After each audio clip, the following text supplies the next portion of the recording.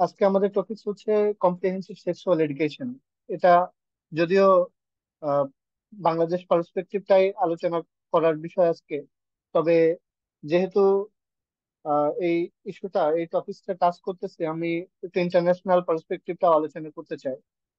মূলত এই যে কম্প্রিহেন্সিভ সেক্সুয়াল এডুকেশন, এটার রুট শুধু ট্রান্সজেন্ডার মুভমেন্ট বা এগুলোর সাথে না, এটার রুট আরো অনেক আগে। বেসিক্যালি ফেমিনি ফেমিনিজমের ফার্স্ট ওয়েভের সাথে এটার রিলেশন। আমরা ফেমিনিজমকে যখন আমরা আহ, মানে ফেমিনিজমের সূত্রপাত হয় প্রথমেই যে ইকুয়ালিটির ধারণা, যে নারী পুরুষ সমান। তো কর্মক্ষেত্রে গিয়ে দেখা গেল আসলে নারী পুরুষ সমান হচ্ছে না, নারীর অনেক বার্ডেন আছে। মাতৃত্ব নারীর সবচেয়ে বড় বার্ডেন, পরিবার নারীর একটা বড় বার্ডেন। তো নারীকে যদি পুরুষের সমান হতে হয়, তাহলে পরিবার থেকে মুক্ত হতে হবে, মাতৃত্বের বোঝা থেকে মুক্ত হতে হবে। তো মাতৃত্বের বোঝা থেকে মুক্ত হওয়ার জন্য তারা অ্যাবর্শনের পক্ষে গেল। তখন শ্রেণী সংঘাত, যে সমাজতান্ত্রিক রাষ্ট্র ব্যবস্থা কায়েম হলে রাষ্ট্রই এই বাচ্চাদের দায়িত্ব নেবে, মাকে আহ, মা স্বাধীনতা ভোগ করতে পারবে, মা পুরুষের সমান মর্যাদা ভোগ করতে পারবে, বা কর্মক্ষেত্রেও পুরুষের সমান প্রোডাক্টিভিটি প্রোভাইড করতে পারবে। তো এরকম একটা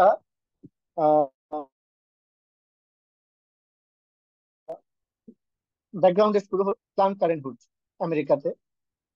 প্ল্যান্ড প্যারেন্টহুড এটা মূলত প্রথম দিকে যে তাদের মোটো ছিল যে অ্যাবর্শন, ম্যাটারনাল হেলথ, এগুলো তাদের ফোকাস ছিল।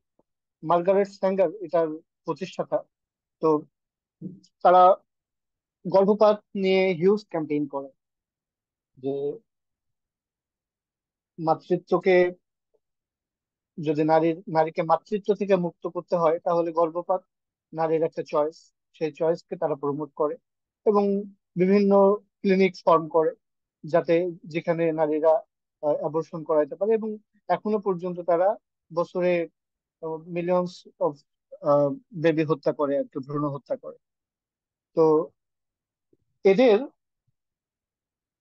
আহ, কাজ করতে করতে একটা পর্যায়ে তো বিভিন্নভাবে এই যে আমাদের যৌন বিপ্লবের যে মানে স্টেপস গুলো, প্রথমে আহ আলফ্রেড কিনসি আসলো, সেখানে একটা মানে তুমুল পরিবর্তনকারী কিছু তত্ত্ব দিল। তো আলফ্রেড কিনসি কে ধরা হয় এই যৌন বিপ্লবের জনক হিসাবে। যৌন বিপ্লব বলতে যৌন বিকৃতির যে আহ এবং শিশুদের উপর তার গবেষণা, তারপরে তার এদের মূল লক্ষ্যই ছিল বিকৃতিকেই প্রমোট করা। এবং যারা এই কাজগুলো করছে তারা সবাই সমকামী ছিল আর কি। তো আলটিমেটলি 1965 সালের দিকে আহ, এই ইন্টারন্যাশনাল প্ল্যান্ড প্যারেন্টহুডের একটা সিস্টার কনসার্ন তৈরি হয় আর কি। এদের মেডিকেল ডিরেক্টর দুইজন, মেরি আর ক্যালডেরন, তারা সেইকাস নামের একটা সংগঠন তৈরি করে, sexual education for social change. তো তাদের লক্ষ্য উদ্দেশ্য ছিল যে আমেরিকাতে এবং আলটিমেটলি এটা আমেরিকার বাইরে সারা বিশ্বে ছড়ায় পড়ছে গ্লোবালি, বাচ্চাদেরকে সেক্সুয়াল এডুকেশন দেয়া, বাচ্চাদের সাথে প্যারেন্টদেরকে। কারণ আহ, বাচ্চাদের এডুকেশনে বাচ্চাদের সাথে প্যারেন্টদেরকে যুক্ত করতে পারলে তাহলে মানে নর্মালাইজেশনটা বা এডুকেশনটা প্রপারলি প্রোভাইড করা সহজ হয়। তো তাদের আহ, এটা গ্লোবালি বিভিন্ন দেশে তাদের অ্যাপ্রোচটা ভিন্ন ভিন্ন। তারা খুব কেয়ারফুলি ডিজাইন করে যে কোন দেশের জন্য কোন স্ট্র্যাটেজিটা অ্যাপ্রোপ্রিয়েট হবে।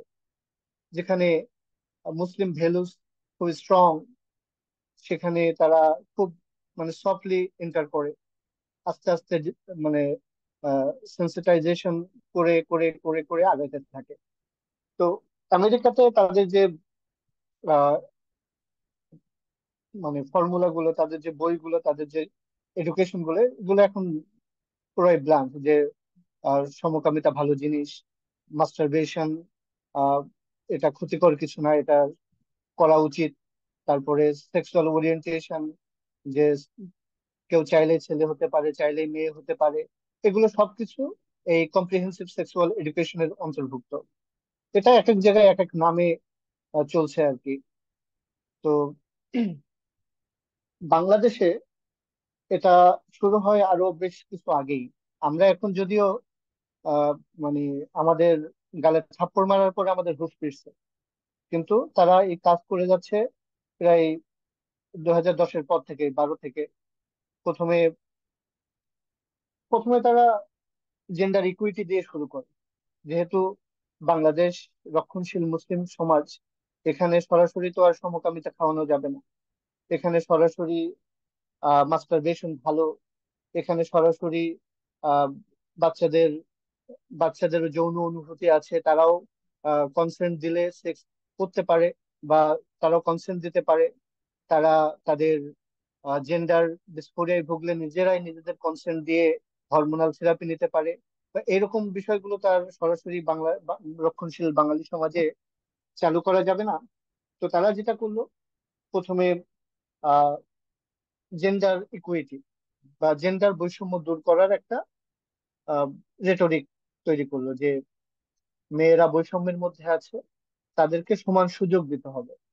তো এটা আসলে সরকারও এটাকে অ্যাকসেপ্ট করছে, এবং নানাভাবে এটা ক্যাম্পেইন হয়েছে, বিভিন্ন স্কুলে পাইলটিং প্রজেক্ট হয়েছে। এবং আমরা এখন আলটিমেটলি দেখতে পাচ্ছি ওরা জেন্ডার রোলকে চেঞ্জ করে দিতে পারছে।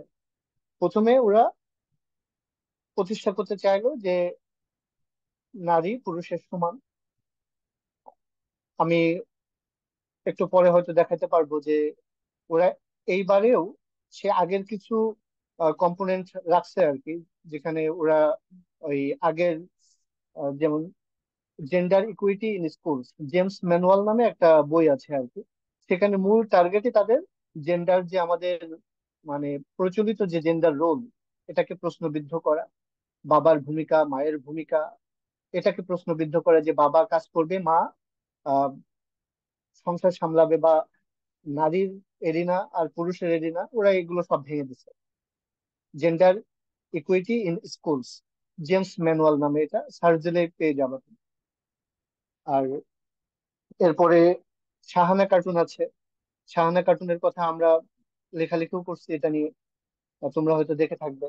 এখানে আহ, মূল তাদের একটাই কনসেপ্ট, যে বিয়েকে মানে কোনোভাবেই একটা মেয়ে, নর্মালি তো এখন 16 বছর আর 21 বছর হচ্ছে বিয়ের বয়স সীমা, কিন্তু ওদের কথা হচ্ছে যে মেয়েরা যদি 18 বছরের আগে সন্তান নেয়, তাহলে এটা মারাত্মক স্বাস্থ্য ঝুঁকি থাকে। ওরা 18 বছরকে একদম করছে মেয়েদের জন্য, এই সাহানা কার্টুন গুলোতে, যেটা আমি কয়েকটা এপিসোড দেখছি ওখানে আর কি। যে ওরা বলতেছে যে আহ 18 বছর বা তার নিচে যদি কোনো মেয়ে মা হয়, গর্ভধারণ করে, তবে মা এবং বাচ্চা উভয়ের জন্য মারাত্মক স্বাস্থ্য ঝুঁকি। তো এরকম রেটরিক গুলো ওরা বারবার আনতেছে, এবং বিভিন্ন ওই আহ ঘটনার মাধ্যমে, যে সাহানা কার্টুনে ওর বিয়ে হয়ে গেছে, ও এরকম স্বাস্থ্য ঝুঁকি মানে এরকম অসুস্থ হয়ে পড়ছে বাচ্চা নেওয়ার ফলে, এগুলো ভিজুয়ালাইজ করা, বাচ্চাদের সামনে দেখানো। এবং শাহানা কার্টুন বিভিন্ন স্কুলে দেখানো হয়েছে বিভিন্ন পাইলটিং প্রজেক্টের মাধ্যমে। তো বাস্তবতা হচ্ছে যে আমরা এই যে 18 বছরের যে ওরা বারটাকে একটু আপ করতে যাচ্ছে, সরকার 16 বছর করছে ওটা, মানে না, সরকার 18 বছর করছে, ওরা 20 বছরের করতে যাচ্ছে এই বারটাকে মেয়েদের জন্য, যে 20 বছরের আগে স্বাস্থ্য ঝুঁকি অনেক বেশি।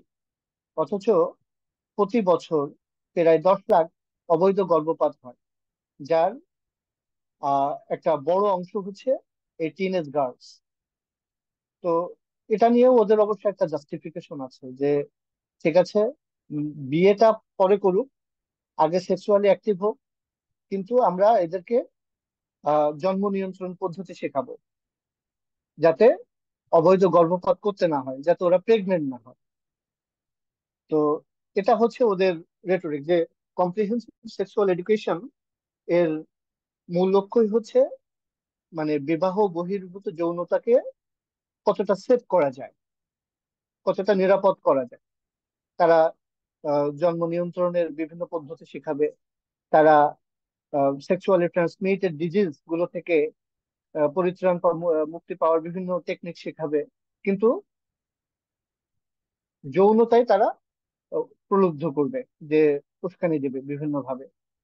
তো আমাদের এবারের যে পাঠ্যপুস্তক, এখানে আমি অবশ্য এই পুরো পেজ বাই পেজ ধরে যেতে পারবো না, কারণ এটা মানে এই সময়ের মধ্যে কভার করবে না।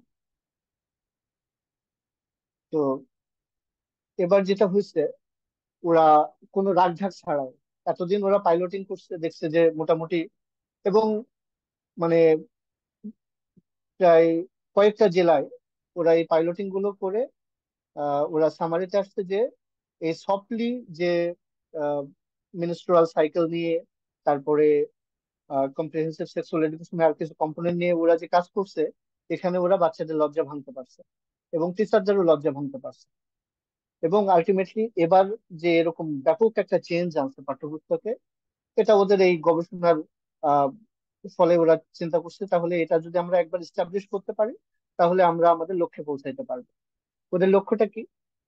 আলটিমেটলি এখন ট্রান্সজেন্ডার আন্দোলন যে আহ, মানে যে গতিবেগ পাইছে, এবং তাদের যে ওয়ার্ল্ড ওয়াইড তাদের যে ক্ষমতা সক্ষমতা, তো তারা চিন্তা করছে যে তাদের এজেন্ডা যদি বাস্তবায়ন করতে হয়, বাংলাদেশের প্রত্যেকটা দেশের জন্য তাদের স্ট্র্যাটেজি ডিফারেন্স। তো বাংলাদেশের জন্য আমি এর আগেও মানে বিভিন্ন সময় কথা বলতে গিয়ে বলছি যে সব সমাজেই দুটো কম্পোনেন্টের মাধ্যমে ওরা ঢুকছে। একটা হচ্ছে মিডিয়া, এই যৌন বিকৃতি, তারপরে নারী সাজা, পুরুষ সাজা, ট্রান্সজেন্ডারিজম যেটা, এগুলোকে খুব ওভার্টলি গ্লোরিফাই করছে। সাথে পাঠ্যপুস্তকের মাধ্যমে যারা বাচ্চারা, কোমলমতি শিশুদেরকে এভাবে নানাভাবে মগজ ধোলাই করা হয়েছে। আমেরিকাতে এটা হয়েছে, এবং পশ্চিমা সব কান্ট্রিতে একই স্ট্র্যাটেজি ফলো করা হচ্ছে। তো বাংলাদেশের ক্ষেত্রে তো সেটা ডিফারেন্ট হবে না। বাংলাদেশের মিডিয়া অলরেডি এটাকে গ্লোরিফাই করার চেষ্টা করতেছে, নানাভাবে নানা আঙ্গিকে তারা আসতেছে। তো তাদের যদি পাঠ্যপুস্তকে ঢুকতে পারে, তাহলে তাদের ষোলকলা পূর্ণ হয়ে যায়।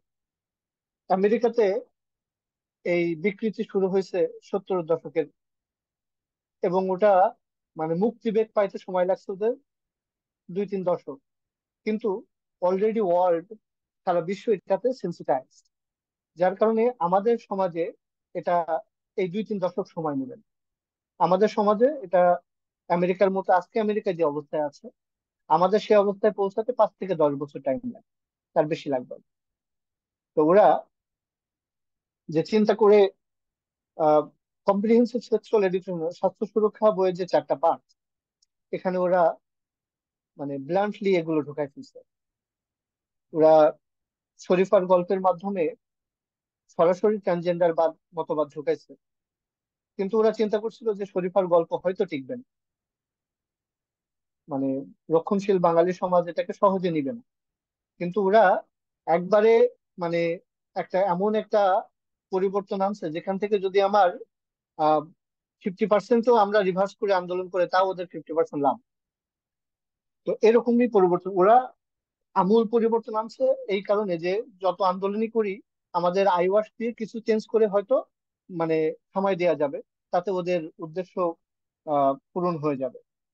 সেক্ষেত্রে ওদের প্রথম এ ছিল যদি শরীফার গল্প বা ওই 6টা পেজ, যেটা সম্প্রদায়ের ভিন্নতা।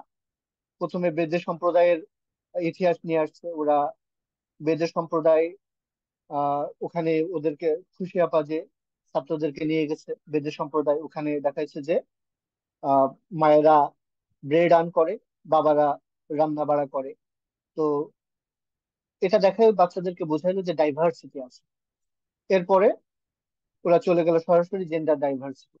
এবং ব্লান্টলি ওরা পশ্চিমা যে ওই জেন্ডার ডাইভার্সিটির যে তত্ত্বগুলো, সেগুলো আমাদের একদম ব্লান্টলি খাওয়াই দিল বাচ্চাদের, যে ছোটদের কোনো লিঙ্গ হয় না, তারা বড় হতে হতে ছেলে বা মেয়ে হয়ে ওঠে। এরকম কথাগুলো আহ বাচ্চাদের মুখে বসাই দিল, রনির মায়ের মুখে বসাই দিল। তারপরে খুশি আপা তাদেরকে বিভিন্ন ভাবে এই জেন্ডার রোল নিয়ে মাথায় সংসার ঢুকাই দিল। তো এই বিষয়গুলো ওরা মানে খুব ব্লান্টলি করছে, এবং প্রতিবাদ হয়েছে। ওরা হয়তো এটা ওদের প্ল্যান এ ছিল, ওরা প্ল্যান এ যদি আলটিমেটলি হয়তো টিকে যাচ্ছে। আমরা যতটুকু সংবাদ পাচ্ছি, খুব বেশি চেঞ্জ হয়তো হবে না, কিছু ওয়ার্ডিং চেঞ্জ হবে। আর ওদের প্ল্যান বি ছিল এই স্বাস্থ্য সুরক্ষার মাধ্যমে আহ তিনটা কাজ করা। একটা হচ্ছে যে মাসিক, তারপরে বয়ঃসন্ধিকালের যে পরিবর্তনগুলো, মেয়েদের মাসিক হওয়া, ব্রেস্ট ডেভেলপমেন্ট, ছেলেদের বীর্যপাত, এগুলো নিয়ে ওভারটলি আলোচনা করার মাধ্যমে, এবং শুধু আলোচনা নয়, গ্রুপ ডিসকাশন করার মাধ্যমে লজ্জা ভেঙে দিয়ে, সাথে পরিবার পরিবার যত লেস কন্ট্রোল, মানে পরিবারের কন্ট্রোল যত কমে যাবে বাচ্চাদের উপর, তত ওদের এজেন্ডা গুলো বাস্তবায়ন করা সহজ হবে। এই জন্য ওরা স্বাস্থ্য সুরক্ষার এই চারটা বইতে ধাপে ধাপে বিভিন্ন ভাবে এমন উদ্দীপক গুলো নিয়ে আসছে, যেগুলো বাচ্চাদের মনে এভাবে ঢুকে যাবে যে পরিবারের কথা মানাটা এত জরুরি কিছু না। পরিবারের অনেক বিলিফ, অনেক আদর্শ, এগুলো ভুল, এগুলোকে কোশ্চেন করতে হবে। পরিবার সব যেটা করতেছে, পরিবার বেশি রক্ষণশীল হয়ে যাচ্ছে, পরিবার যেটা করতেছে সেটা ভালো না। এরকম অনেক জায়গায় আমরা দেখব। আর থার্ড, 3 নম্বর হচ্ছে যে ওরা ব্যাপকভাবে ফ্রি মিক্সিং কে প্রমোট করছে। নিরাপদ স্পর্শ, অনিরাপদ স্পর্শ, তারপরে বিভিন্ন গল্পের মাধ্যমে, অনুগল্পের মাধ্যমে ওরা ফ্রি মিক্সিং কে এমন ভাবে প্রমোট করছে যাতে ক্লাস 6 থেকে ধাপে ধাপে পড়তে পড়তে ক্লাস 9 দিয়ে যখন বের হয়ে যাবে, তখন তাদের লজ্জা শরম আর থাকবে না। তারা যদি এর মধ্যে ভার্জিনিটি হারায় নাও ফেলে, আলটিমেটলি মানে একটা পর্যায়ে হারায় ফেলবে। এবং এটা তাদের মেন্টাল ভার্জিনিটিকে হরণ করে আর কি, যে এই মানে প্রসেস গুলোর মধ্যে দিয়ে যাওয়ার ফলে তারা এমন একটা স্টেজে পৌঁছাবে যেখানে তাদের মানে ধর্মীয় অনুভূতি বলে কিছু থাকবে না, যে একটা মেয়ের গায়ে একটা ছেলে হাত দেয়া, এটা আমরা, ইসলাম এটাকে অনুমোদন করেন। কিন্তু ওরা এমন ভাবে বিষয়গুলো আনছে, ছবিগুলো, তারপরে অনুঘটক মানে বিভিন্ন ঘটনাগুলো এমন ভাবে আনছে যাতে ছেলে মেয়ে একজন আরেকজনের কাঁধে হাত দিয়ে দাঁড়াচ্ছে, একজন আরেকজনের সাথে আহ মানে ইন্টিমেট হচ্ছে, এগুলো কোনো বিগ ম্যাটার না। তো এই সমস্ত বিষয়গুলোর মধ্যে দিয়ে নিয়ে যাওয়ার ফলে বাচ্চাদের আহ এ- মানে বাচ্চাদের অনুভূতি গুলো আর ধারালো থাকবে না, বাচ্চাদের অনুভূতি গুলো ভোঁতা হয়ে যাবে, ধর্মীয় অনুভূতি। তাদের আহ তাদের কাছে বিকৃতি গুলো একটা সময় নর্মালাইজেশন হয়ে যাবে। যদি ওরা মানে সমকামিতা, যারা এই এই চারটা বই পড়ে বের হবে, আলটিমেটলি তাদের কাছে বিকৃতি গুলো অত বেশি খারাপ মনে হবে না। হয়তো বড়জোর এমন মনে হতে পারে যে ঠিক আছে, এটা আমি করতেছি না কিন্তু অন্যরা করতেছে, করুক, সমস্যা কোথায়। আমেরিকায় যেটা হচ্ছে, আমেরিকান মুসলিম কমিউনিটিতেও আহ একটা বড় অংশ এটা মনে করে যে সমকামিতা খারাপ কিছু না, এটা আমি করতেছি না ঠিক আছে, কিন্তু অন্যরা করুক, অন্যরা করলে আমি কেন বাধা দিতে যাব। এই যে ব্যক্তি স্বাতন্ত্র্যবাদ, এটার বয়ান সবাই গিলে ফেলছে। এবং আমরা আলটিমেটলি আমাদের সন্তানরা একটা সময় গিলে ফেলবো। আমরা যত চেষ্টাই করি, আলটিমেটলি দেখা যাবে যে একটা সার্টেন অ্যামাউন্টে তারা সেন্সিটাইজড হয়ে গেছে already। তো আমরা কিছুটা দেখি আর কি ওরা কিভাবে আহ কাজটা করছে। এই যে ষষ্ঠ শ্রেণীতে, এখানে প্রথম যে পেজ, আমার যে স্ক্রিনটা দেওয়া আছে এখানে দেখতে পাচ্ছেন যে ওরা বয়ঃসন্ধিকালের পরিবর্তন নিয়ে আলোচনা করছে। তো এখানে বলছে যে কিশোর কিশোরীদের পরস্পরের প্রতি কৌতূহল সৃষ্টি হয়।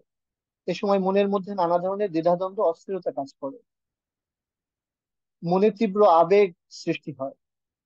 তো এ সমস্ত কথার মাধ্যমে একটা উস্কানিমূলক কথাবার্তা এগুলো, যে একটা ক্লাস 6 এর বাচ্চা, তার মনে তীব্র আবেগ সৃষ্টি হবে, বিপরীত লিঙ্গের প্রতি আকর্ষণ সৃষ্টি হবে, এগুলো এভাবে বলাটা বাচ্চাদেরকে প্রলুব্ধ করে যে ঠিক আছে তোমরা এই জিনিসগুলোকে এক্সপ্লোর করো। এরপরে ওভার্টলি বয়সন্ধিকালে মেয়েরা কিভাবে শরীরের যত্ন নেবে, ন্যাপকিন কিভাবে পরবে, কাপড় কিভাবে শুকাবে, মানে ইন ডিটেইলস আলোচনা করা হয়েছে। ঠিক আছে, আলোচনা কিছুটা করতে পারে, কিন্তু মেইন সমস্যা যেটা, যে গ্রুপ ডিসকাশন, কিছুটা বইতে পড়লো, পড়ে মেয়েটা বাসায় গিয়ে মায়ের কাছ থেকে বাকিটা শিখে নিল, বোনের কাছ থেকে বাকিটা শিখে নিল। এটাই তো আমাদের সমাজে হয়ে আসছে দীর্ঘদিন যাবত। কিন্তু সেটা করলে তো আলটিমেটলি তাদের লজ্জা ভাঙা যাবে না। তাদেরকে কি করতে হবে, ক্লাস 7 এই বয়সের একটা মেয়েকে তার সহপাঠীর সাথে মাসিক নিয়ে আলোচনা করতে হবে, একটা ছেলের সাথে মাসিক নিয়ে আলোচনা করতে হবে। তো যখন একটা ছেলের সাথে সে মাসিক নিয়ে আলোচনা করবে, তখন আলটিমেটলি তাদের মধ্যে আর লজ্জা থাকবে না তাদের। আর এই বয়সটা থাকে কৌতূহলের বয়স, যে পরস্পরকে জানার একটা আগ্রহ থাকে। আমি যদি এখানে লাগাম না দিই, তাদেরকে উস্কানি দিই, তাহলে দেখা যাবে যে আলটিমেটলি গর্ভপাতের সংখ্যাই বেড়ে যাবে সামনের দিনগুলোতে। তো এরপরে এখানে একটা উদ্দীপক দেওয়া হয়েছে, যে দীপা ষষ্ঠ শ্রেণীতে পড়ে, সে ভালো মানে ভালো ছাত্রী ছিল। প্রতি মাসে সে কয়েকদিন করে আসতে পারে না, বাড়িতে থাকে। এই সময় তার মেজাজ ভালো থাকে না, মানে তারা বুঝাইতে যাচ্ছে অনুঘটকটা দিয়ে তার মাসিক হয়েছে। এখন তিনটা প্রশ্ন দেখেন, যে দীপা বাড়িতে অবস্থান করার কারণ কি, ওই সময় বাড়িতে থাকতে দীপার কেমন লাগতো, দীপার মনের ভিতর কি চলছিল। তো এগুলো নিয়ে গ্রুপ ডিসকাশন করা মানে, একটা ছেলে এবং একটা মেয়ের মধ্যে এই ধরনের ডিসকাশন হওয়া মানে তাদের মধ্যে আলটিমেটলি আরো অনেক কিছু হওয়ার ক্ষেত্র প্রস্তুত করে দেওয়া। ক্লাস 6টাই আমি এই ক্ষেত্রটা তৈরি করে দিচ্ছি। তো এখানে অনেক ধরনের নির্দেশনা তাদেরকে দেওয়া হয়েছে, যে বিভিন্ন কার্টুন দেখানো, সাহানা কার্টুনে এখানে অনেক কিছু বলা আছে, এবং সাহানা কার্টুন বিভিন্ন স্কুলে দেখানো হয়েছে। এটা নিয়ে শুধু আলোচনা করেই শেষ না, একসাথে বসে ভিডিও দেখতে হবে। ভিডিও দেখার পরে দেখেন যে একদম আহ, এই ভিডিও কার্টুন বয়ঃসন্ধিকালীন কোন কোন পরিবর্তনের কথা বলা হয়েছিল, পরিবর্তনগুলোর ফলে কিশোরীদের মনের অবস্থা কেমন হয়েছিল। ভিডিওতে কিশোরীদের মনের অবস্থা যা হয়েছিল ওটা এখন ডিসকাস করো তোমরা। তো এখানে, আচ্ছা আপনারা সবাই আমার স্ক্রিনটাকে ফলো করতে পারতেছেন? তো রেসপন্স করলে ভালো হয়, নাহলে। জি ভাই, দেখা যাচ্ছে। ওকে। তো এখানে ক্লাস 6 এর বইতে ওরা কিন্তু একটা নির্ভরযোগ্য তালিকা দিয়ে দিচ্ছে, যে বইতে আমি এত কিছু পড়াচ্ছি, ইট ইজ নট এনাফ, তোমাদের আরো কিছু জানা দরকার। তোমরা এই সমস্ত সোর্স গুলো থেকে জানতে পারো। আমি একটু আগে যেটা বলছিলাম, যে gender equity in schools, James manual, সেটার কথা এখানে বলা হয়েছে। লাস্টে দেখুন জেমস সেশন, সাহানা কার্টুন, কিশোর বাতায়ন ওয়েবসাইট আছে, এখানেও বেশ আপত্তিকর জিনিসপত্র আছে। তো এই সাহানা কার্টুন আমি যেটা বলছিলাম, ইউএনএফপি এর একটা প্রজেক্ট, মানে সবকিছু এনজিও দের, প্ল্যান ইন্টারন্যাশনাল, ইউএনএফপিএ, এদেরই প্রজেক্ট এগুলো। একটু আগে আমি যেটা বলছিলাম, যে প্ল্যান ইন্টারন্যাশনাল, তারা ইন্টারন্যাশনালি এই কম্প্রিহেন্সিভ সেক্সুয়াল এডুকেশনটাকে ছড়াই দেওয়ার কাজ করছে। তো বাংলাদেশ যেহেতু রক্ষণশীল, তারা এভাবে প্রথমে আহ ছেলে মেয়ের যে বৈষম্য, মেয়েরা আরেকটু লেখাপড়ার সুযোগ পাক, এবং এটা সমাজের মানে ওয়ার্ল্ড ভিউ এমন হয়ে গেছে, এটা আমাদের কাছে খারাপ লাগে না। এবং এটার বিরুদ্ধে কথা বলাও কেমন যেন একটা মানে খারাপ কাজ, যে মেয়েদের আমরা বেঁধে ঘরে আটকে রাখবো, অর্ধেক জনশক্তিকে আটকে রেখে উন্নয়ন কিভাবে হবে। এই সমস্ত রেটরিক গুলো এখন সমাজে মানে মেইন স্ট্রিম রেটরিক। তো ওরা এগুলোর মাধ্যমে প্রথমত সেন্সিটাইজ করছে সমাজকে, এবং আলটিমেটলি এখন এই যে আহ, আমি এখন যেগুলো বলতেছি এগুলোর মাধ্যমে ওরা মানে পুরোপুরি দখল করে নিতে যাচ্ছে আমাদের সন্তানদের। এই যে তৃতীয় চ্যাপ্টারে চলো বন্ধু হই, এখানে আহ, সব জায়গায় একটা ছেলে একটা মেয়ে, এরা ঘুরতে যাচ্ছে, এরা বন্ধু হবে, এবং বন্ধু হওয়া যেন মানে প্রেমে প্রেমিকা হওয়ার মতো একটা বিষয়। এখানে যে কথাগুলো লেখা আছে, যে কখনো খুশির কিছু ঘটলে কখন তা বন্ধুকে বলবো মন ছুটে যায়। তো এরকম হয় কার জন্য? প্রেমিকার জন্য হয়। তো এরকমই একটা উৎসাহ আছে এখানে। তো এর পরের পেজে দেখেন, আহ একটা ছেলে একটা মেয়ে, তারা অনুভূতি ও প্রয়োজনের কথা বলবে। অনুভূতি প্রয়োজনের কথা তো নির্জনে বলতে হয়, তারা কোথাও যাচ্ছে। সামনে আছে একটা বাস, সেখানে আছে মনের কথা। তো এইভাবে মনের কথা বলার জন্য উস্কানি আমাদের পাঠ্যপুস্তকে নানাভাবে দেওয়া হয়েছে। আমি যেটা বললাম, এই পাঠ্যপুস্তক তৈরির আগে কারিকুলাম তৈরি হয়, তার আগে তৈরি হয় রূপরেখা। রূপরেখার 83 থেকে 87 পেজ। এর মধ্যে এগুলো একদম ওভারটলি বলা আছে যে প্রচলিত সামাজিক পারিবারিক মূল্যবোধ গুলোকে কোশ্চেন করতে শেখাতে হবে বাচ্চাদের, যাতে বাচ্চাদেরকে এমন ভাবে টেক্সট বুকটা ডিজাইন করা হবে যাতে মানে বাচ্চাদেরকে শেখানো যায় যে পরিবার এবং সমাজ যেগুলো তোমাকে শেখাচ্ছে সেগুলো আহ, সবসময় সত্য না, সেগুলোকে রেডিলি মেনে নেওয়ার কিছু না। পরিবারের অনেক রক্ষণশীল ভূমিকাকে প্রশ্ন করতে হবে তোমাকে। তারপরে জেন্ডার রূপান্তরমূলক একটা সমাজ গঠন, এগুলো সব এই রূপরেখাতে আছে। আমরা এই যে আমি প্রথমে যখন বইগুলো পড়ি তখন মনে করতেছিলাম যে এখানে ওরা যে বিষয়গুলো আনতেছে, কিছু কিছু বিষয় আমার কাছে মনে হচ্ছে যে এটা হয়তো এমনি এমনি হয়ে গেছে, ওরা ইন্টেনশনাল না। কিন্তু রূপরেখার ওই ইনস্ট্রাকশন গুলো পড়ার পর আমার মনে হচ্ছে যে এটা আসলে একদম মাস্টার প্ল্যান করে করা হয়েছে, এখানে কোনো কিছুই বাই চান্স হয়ে যায়নি। তো এরপরে আমরা দেখি এই যে এখানে একজন মেয়ে আর একজন ছেলের কাঁধে হাত রাখতেছে। মেয়েদের এভাবে ড্রেস, মানে ওয়েস্টার্ন ড্রেস পরায় ব্যায়াম করানোর ছবি। এগুলো তো বাঙালি সমাজ সংস্কৃতির সাথে যায় না।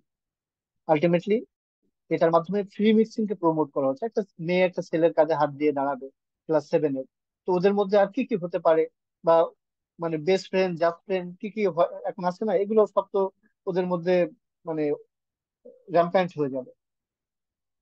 তারপরে এখানে ছবিগুলো আমি just দেখছি দেখানোর জন্য যে একটা ছেলে একটা মেয়ে মনের যত্ন নিবে কিভাবে। এখানে বলছে চলো আজ ক্লাস বাদ দিয়ে সাইকেল চালা। মেয়েটা বলছে আমি আজকে ক্লাস মিস দিব না, স্যার আমাকে ফাঁকিবাজ ভাবুক, আমি এটা চাই না। আর আমি গত ক্লাস করতে পারি নাই, অসুস্থ ছিলাম বলে। তো তার মানে বোঝাচ্ছে যে ও ক্লাস মিস দিতে চাচ্ছে না, এই জন্য যাইতে চাচ্ছে না, ক্লাস শেষ হলে ওর সাথে ঘুরতে যেতে কোনো সমস্যা নেই। এখানে নিরাপদ স্পর্শ অনিরাপদ স্পর্শ, এগুলো নিয়ে আমরা অনেক লেখালেখি করছি, অনেক কথা বলছি, আপনারা জানেন।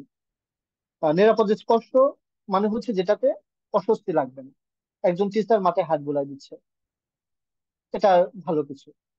বলছে যে আমার মা আমাকে চুমু দিতে পারবে কিন্তু আমার বন্ধু হয়তো আমাকে চুমু দিতে পারবে না, কিন্তু তার সাথে হাত ধরে ঘুরতে আমার আপত্তি লাগবে না। তার মানে এখানে হচ্ছে অস্বস্তি লাগা। বন্ধু চুমু দিলে যদি অস্বস্তি না লাগে তাহলে দ্যাটস ওকে। তো এটা আলটিমেটলি এগুলো ওই পশ্চিমা যে বিকৃতি, সেগুলো আমাদের সমাজে ঢোকানোর একটা নীল নকশা। যে ব্যক্তি স্বাধীনতার যে কনসেপ্ট, যে তোমরা ব্যক্তির ভোগকে ম্যাক্সিমাইজ করা, যে মানে যৌনতার জন্য বিয়ে ম্যান্ডেটরি না, এখানে তোমাদের যদি অস্বস্তি না লাগে ইউ ক্যান প্রসিড। এভাবেই বাচ্চাদের মেন্টাল সেট আপকে চেঞ্জ করা হচ্ছে। এখানে ওই যে বাচ্চাদের, একটা ক্লাস 6-এর বাচ্চা মোবাইলে কি দেখছে, কি পড়ছে, এগুলো তো তদারকি করা বাপ মায়ের দায়িত্ব। কিন্তু এখানে ক্লাসের বইতে এমন ভাবে বিষয়গুলো উপস্থাপন করা হচ্ছে, একটা ছেলের রুমে বাবা ঢুকে পড়ছে, ছেলে বলতেছে যে তুমি এভাবে নক না করে ঢুকতে পারো না, আমার একটা পার্সোনাল স্পেস দরকার। তো বাবা বলছে ঠিক আছে, আমি সামনে থেকে এটা মানার চেষ্টা করবো। তো এগুলো আসলে মানে একদম ব্লান্টলি পশ্চিমা বয়ান আমাদের বাচ্চাদের শেখানো হচ্ছে যে ব্যক্তি স্বাধীনতা। আমি ছোট বাচ্চা, ঠিক আছে, কিন্তু আমার স্বাধীনতা, আমার অধিকার আছে, আমার স্বাধীনতা আছে, আমার পার্সোনাল স্পেস দরকার। আমি চাইলে আমি মোবাইলে কি দেখছি তুমি সেটা নিয়ে কথা বলতে পারবা না। আমি মোবাইলে পর্ন দেখবো, আমি চটি পড়বো, আমার বাপ মায়ের কিছু বলার নেই, এটা আমার পার্সোনাল স্পেস, আমার অধিকারের জায়গা। এরকমই একটা বয়ান ওরা নিয়ে আসতে পারছে। সপ্তম শ্রেণীতেও একই কথা। ওরা সেই মাসিকের আলোচনাগুলো ওভারটলি করছে, এবং পৃষ্ঠার পর পৃষ্ঠা তারপরে লিখতেছে যে সময় স্বাভাবিকভাবে ছেলে মেয়েরা একে অন্যের প্রতি আকর্ষণ অনুভব করে।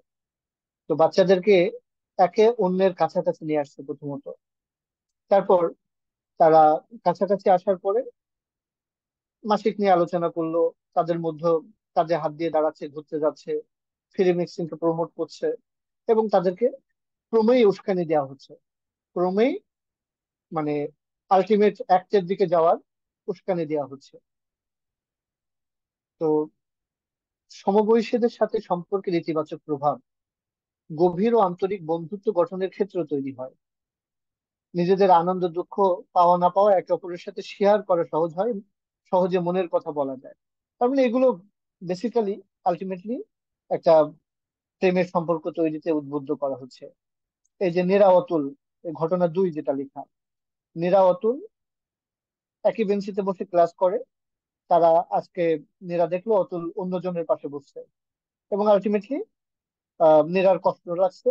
নীরা টিফিনে আর অতুলের সাথে আহ খাইতে যায় নাই।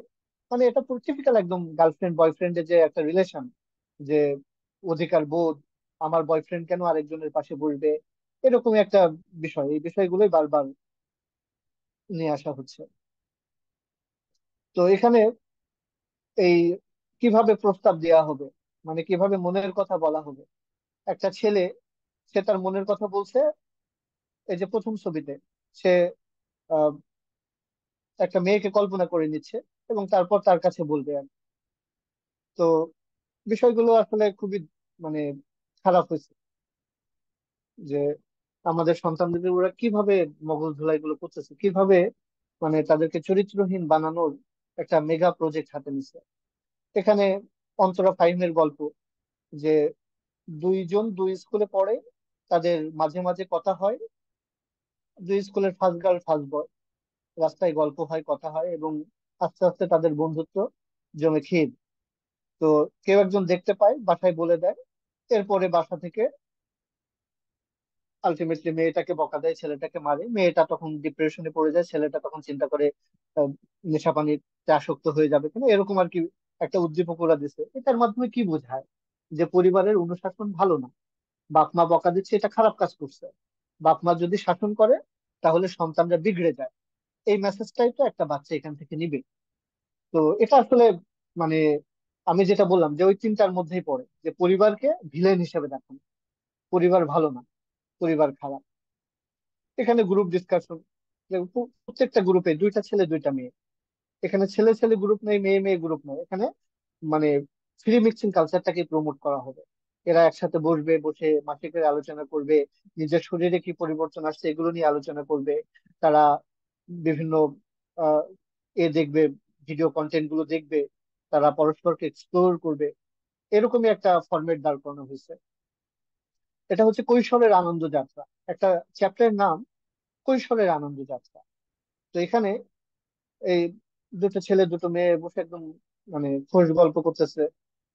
তো আনন্দ যাত্রা কেমনে হচ্ছে, এরকম গল্প কাছে আসা, এটার মাধ্যমে আনন্দ যাত্রা হচ্ছে। তারপরে সব জায়গায় একটা ছেলে একটা মেয়ে, ফ্রি মিক্সিং এর ছবিগুলোতে ফ্রি মিক্সিং প্রমোট করতেছে। প্রত্যেকটা ছবিতেই একটা ছেলে ব্যাডমিন্টন খেলতেছে, একটা ছেলের সাথে একটা মেয়ে ইয়োগা করতেছে, সেখানেও একটা ছেলে একটা মেয়ে। তারপরে মানে বিষয়গুলো এরকমই আর কি। ক্লাস 8-এও একই, সেই মানে এটা জাস্ট হচ্ছে মানে স্টেপ বাই স্টেপ। ক্লাস 6 ওরা মানে এই কারিকুলাম নিয়ে গতদিন একটা মিটিং হচ্ছিল রকমারির অফিসে। তো ওখানে কিছু ভাই অল্টারনেটিভ কারিকুলাম তৈরি করতেছে। আলহামদুলিল্লাহ, তারা বেশ অনেক দূর আগাচ্ছে। তো তারা যেটা বললো যে এই কারিকুলামটা খুব ওয়েল ডিজাইন কারিকুলাম। এখন যেটা পড়ানো হচ্ছে এটা বাচ্চাদের মানে শেখানোর জন্য এটা বেস্ট কারিকুলাম। কিন্তু এটাকে ওরা মানে জাস্ট ওদের এজেন্ডা বাস্তবায়ন করার জন্য ইউজ করতেছে। এখানে কিন্তু পড়াশোনা খুব বেশি নেই, কিছু থিম আছে। সেই থিমের উপর ডিসকাশন হবে, সেই থিমের উপর গ্রুপ অ্যাক্টিভিটি হবে, বিভিন্ন মানে নানা জায়গায় ফিল্ড ভিজিট হবে। নানা রকম অ্যাক্টিভিটির মাধ্যমে এগুলো বাচ্চাদের মগজে বসানো। এটা খুবই একটা ইফেক্টিভ ওয়ে। আমরা যদি ইসলামিক স্কুলগুলোতে এরকম ওয়ে অ্যাডাপ্ট করতে পারি, তাদেরকে আমরা আমাদের বিষয়গুলোকে ইন্ডক্ট্রিন করতে পারবো। তো ওরা এটাই করছে আর কি, যে ওদের একটা কোর এজেন্ডা নিচ্ছে যে আমরা আহ, এই বিষয়গুলো বাচ্চাদেরকে খাওয়াবো, বাচ্চাদের মাথায় ঢোকাবো। ওরা সেভাবেই কারিকুলাম ডিজাইন করছে। এখানেও মাসিকের একটা গল্প, আমি মানে বিস্তারিত যাব না আর কি। আহ, তারপরে এখানে রাখির গল্প, সে তারও ওই বয়ঃসন্ধিকালে যে চেঞ্জ গুলো আসছে সেগুলো নিয়ে মা বলছে যে এখন আগের জামাগুলো পরা ঠিক হবে না, কারণ ব্রেস্ট ডেভেলপমেন্ট হয়। তো শালীনতার বিষয় তো আছে। তো মা বলতেছে এগুলো তার ভালো লাগতেছে না আসলে। আর স্কুল থেকে বন্ধুদের সাথে গল্প করে ফেরার দেরি হয়েছে, মা একটু বকা দিচ্ছে। তাতে রাখি মানে একেবারে ভেঙে পড়ছে। তো এগুলোই আর কি, জাস্ট মানে পরিবারকে ভিলেন করা। প্রত্যেকটা উদ্দীপক এমন ভাবে ডিজাইন করা হয়েছে যে এই তিনটার একসাথে পড়বেই, হয় লজ্জা ভাঙবে, নাই পরিবারকে ভিলেন করবে, না হলে ফ্রি মিক্সিং কে প্রমোট করবে। এখানে পঙ্কজ রাহেলা আমরা দেখছি যে আজকাল ছেলেমেয়েরা একসাথে পিকনিকে যাচ্ছে, মদ খাচ্ছে, ধর্ষণের ঘটনা ঘটছে, হত্যার ঘটনা পর্যন্ত ঘটতেছে, কক্সবাজার চলে যাচ্ছে বাবা মায়ের না বলে। তো এখানে পঙ্কজ রাহেলার একটা গল্প দেয়া হয়েছে যে পঙ্কজ কয়েকজনকে মিলে পিকনিক করবে, রাহেলাকে আমন্ত্রণ জানাইছে। এখন রাহেলার পরের দিন গণিত অলিম্পিয়াডের ওয়ার্কশপ আছে, তো সে যেতে চাচ্ছে না। আবার পঙ্কজ মানে তার খুব ক্লোজ, পঙ্কজকে না সে বলতে পারবে না। না বললে পঙ্কজ রাগ করতে পারে, মন খারাপ করতে পারে। তো সে গেল, এবং পঙ্কজের ফ্রেন্ডদের সাথে পিকনিক করে ফিরতে অনেক রাত হলো। এই সমস্ত উদ্দীপক গুলো দেওয়ার আসলে মানে কি? এগুলো তো আমাদের সমাজ সংস্কৃতির সাথে যায় না। এগুলো মানে এগুলোতে অঘটন ঘটতেছে এরকম। বন্ধুদের সাথে একসাথে যাওয়ার ফলে গ্রুপ মানে গণধর্ষণ হচ্ছে, ধর্ষণ করে হত্যা করা হচ্ছে, নানা ধরনের ঘটনা ঘটতেছে। তো বিপরীত লিঙ্গের প্রতি আকর্ষণ অনুভব, এটা বারবার বারবার সামনে নিয়ে আসা হচ্ছে যে বিপরীত লিঙ্গের প্রতি আকর্ষণ থাকবে, তাদেরকে এক্সপ্লোর করতে হবে, দুজনের সম্মতি থাকলে কোনো সমস্যা নয়। এখানে ছবিগুলো একই, একটা ছেলে একটা মেয়ে যাচ্ছে, ওরা ঘুরতে যাচ্ছে, শারীরিক ফিটনেস সেখানেও একটা ছেলের সাথে একটা মেয়ে। এখানে দড়ি টানাটানি খেলা।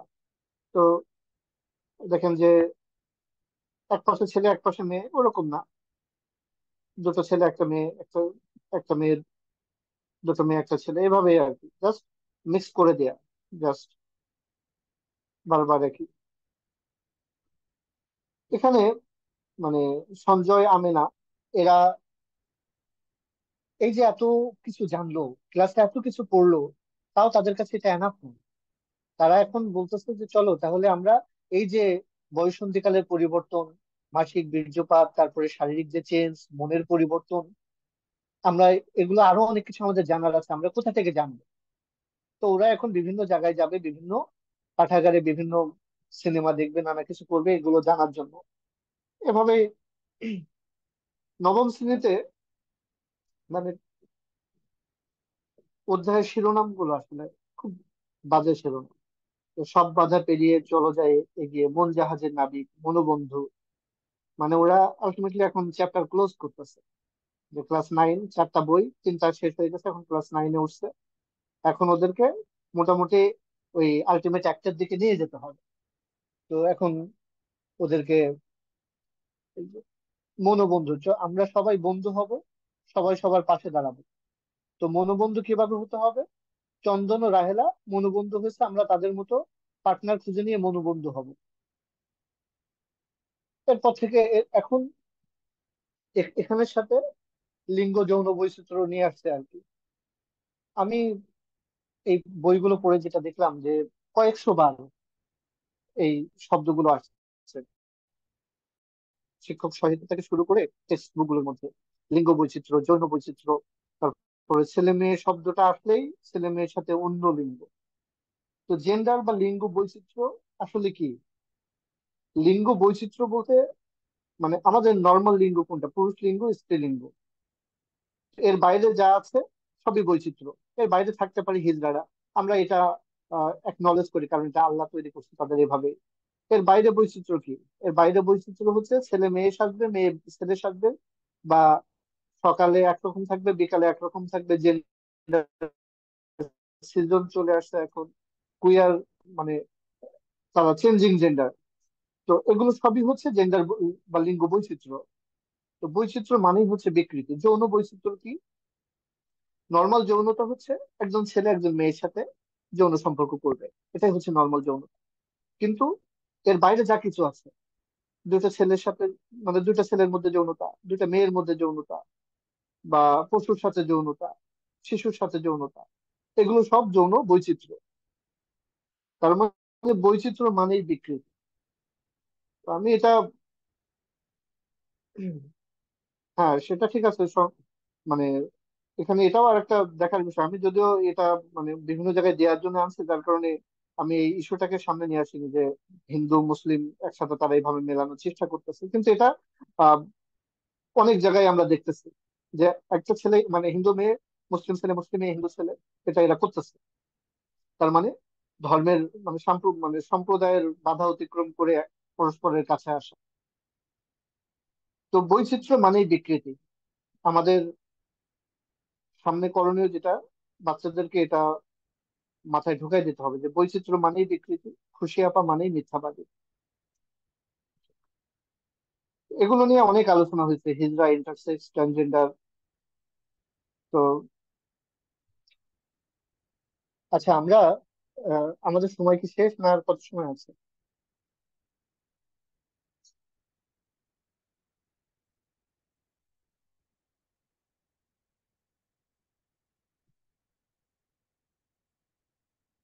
আচ্ছা, যাই হোক, আমরা আর কিছুটা সময় কন্টিনিউ করি।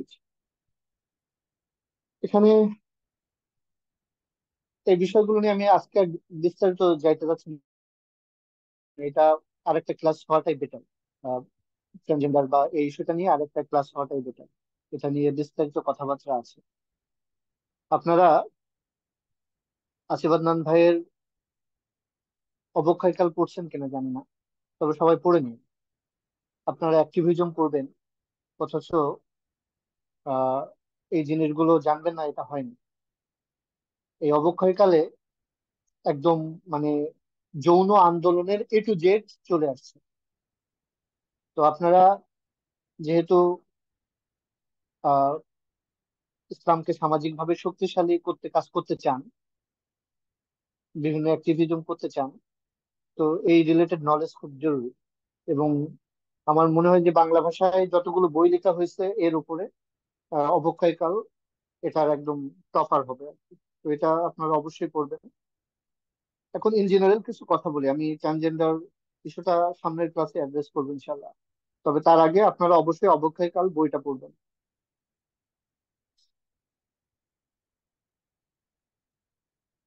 ও আচ্ছা আচ্ছা, ঠিক আছে। তো এখন আসলে আমাদের করণীয় কি? মানে এত যে কথা বললাম, ট্রান্সজেন্ডার কে নর্মালাইজেশন করা হচ্ছে শরীফার গল্পের মাধ্যমে। সামনে কি হবে? সামনে যেটা আসতেছে যে আমাদের সমাজে আমাদের বাচ্চাদের মধ্যে জেন্ডার ডিসফোরিয়া বেড়ে যাবে। পাশ্চাত্য সমাজে 1970-এর আগে জেন্ডার ডিসফোরিয়া একেবারে নেগলিজিবল অ্যামাউন্ট ছিল, 0.0 সামথিং। তো এটা আজকে জেন জেড প্রজন্মের মধ্যে প্রায় 30% এরা নারী পুরুষের বাইরের পরিচয় দেয় নিজেদেরকে। 30% এরা এলজিবিটি কমিউনিটির পরিচয় দেয়। তো যেটা ছিল পয়েন্ট সামথিং, সেটা 30% চলে গেল কেমন করে? এর এই যে আমি বললাম দুটো, যে মিডিয়া এটাকে গ্লোরিফাই করছে, সাথে সাথে পাঠ্যপুস্তকের মাধ্যমে ওদেরকে এভাবে পজিটিভলি খাওয়ানো হয়েছে, মগজ ধুলাই করা হয়েছে। এবং ক্লাসের মধ্যে এই ট্রান্সজেন্ডার ব্যক্তিদেরকে আনা হয়েছে, বাচ্চাদেরকে এভাবে মগজ ধুলাই করা হয়েছে, তোমরা এখনো জানো না তোমরা ছেলে না মেয়ে, তোমরা নিজেদেরকে এক্সপ্লোর করো। আলটিমেটলি তাদের মধ্যে জেন্ডার ডিসফোরিয়া তৈরি হয়েছে, তাদের মধ্যে কনফিউশন তৈরি হয়েছে। তো সামনের দিনগুলোতে আমাদের সমাজেও এটা আসতে যাচ্ছে, এবং এটা বেশ চ্যালেঞ্জিং হতে যাচ্ছে। তো সামনে আমাদের এই পাঠ্যপুস্তক কেন্দ্রিক দুটো বড় চ্যালেঞ্জ, একটা হচ্ছে এই জেন্ডার ডিসফোরিয়া, আর একটা হচ্ছে বেহায়াপনা, ফ্রি মিক্সিং কালচার, তারপরে যৌন অরাজকতা। এগুলো সামনে আমাদের বড় চ্যালেঞ্জ হতে যাচ্ছে। তো এটার জন্য আমাদেরকে উচিত এখন থেকে আহ মানে এই কেন্দ্রিক অ্যাক্টিভিজম করা। আমরা হয়তো পাঠ্যপুস্তক আমাদের আসলে সক্ষমত জায়গা যেটা, আমরা তাদের মানে শক্তিটা তাদের তুলনায় আমরা খুবই আহ মানে তুলনা করার মতো না আর। তো আমরা হয়তো পাঠ্যপুস্তক থেকে এটা সরাইতে পারবো না, তারপর আমাদের চেষ্টা করে যেতে হবে। আমরা বিভিন্ন ভাবে এখনো আমাদের হাল ছাড়িনি, আমরা চেষ্টা করে যাচ্ছি। তো এটা নিয়ে জনসচেতনতা তৈরি করা, বিভিন্ন শিক্ষকদের কাছে যাওয়া, শিক্ষকদেরকে এর ভয়াবহতাটা তুলে তুলে ধরা, অভিভাবকদের কাছে এই বিষয়গুলোকে তুলে ধরা। আপনারা চাইলে এই পিডিএফটা প্রিন্ট করে বিভিন্ন অভিভাবককে দিতে পারেন। এটা সচেতনতা তৈরি করতে হবে আসলে, তাদেরকে বোঝাতে হবে তাদের বাচ্চাদের ভবিষ্যৎ হুমকির মুখে। এটা যদি আমরা বোঝাইতে না পারি, তাহলে আলটিমেটলি বর্তমান সময়টাই তো আসলে ভোগবাদের সময়। বাপ মার অত সময় নেই যে কি হচ্ছে না হচ্ছে খুব ভালো করে যাচাই বাছাই করে।